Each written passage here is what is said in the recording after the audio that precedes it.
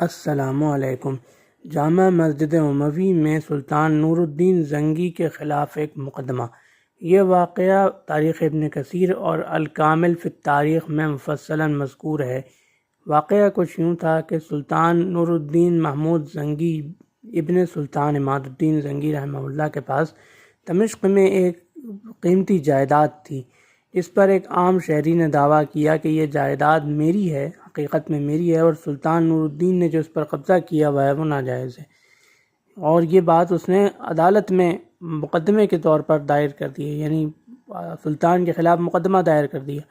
سلطان نے خود عدالت میں حاضری دی، باقاعدہ مقدمے کا آغاز ہوا جامع مسجد بنو امیہ میں، اور قاضی نے سلطان اور اس عام شہری کو ساتھ کھڑا کیا، برابر کھڑا کیا، اور مقدمے کی کارروائی کا آغاز ہوا۔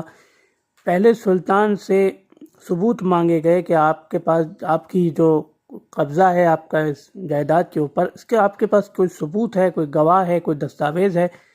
تو انہوں نے انکار کر دیا، ان کے پاس نہ تو ثبوت تھا، نہ گواہ تھا، اور نہ ہی دستاویز تھی۔ جب نہ ثبوت ملا، نہ گواہ ملا، اور نہ دستاویز ملی، تو قاضی نے بالآخر اس شہری کا دعویٰ تسلیم کر لیا کہ یہ زمین آپ کی ہے، سلطان کی نہیں ہے۔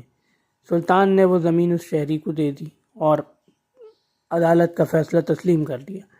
بعد میں اس شہری نے سلطان نور الدین زنگی کے اس قانون کی پاسداری اور عدل سے متاثر ہو کر خود ہی وہ زمین سلطان کو واپس کر دی۔ تو یہ تھا سلطان نور الدین زنگی رحمہ اللہ کے قانون کی پاسداری اور عدل کا ایک مثالی واقعہ۔ انشاءاللہ اگلی ویڈیو میں سلطان صلاح الدین ایوبی رحمہ اللہ اور ایوبی سلطنت کے قیام کے بارے میں مختصر معلومات کے ساتھ سلطان صلاح الدین ایوبی رحمہ اللہ کا ایک واقعہ لے کر حاضر خدمت ہوں گے۔ اللہ حافظ۔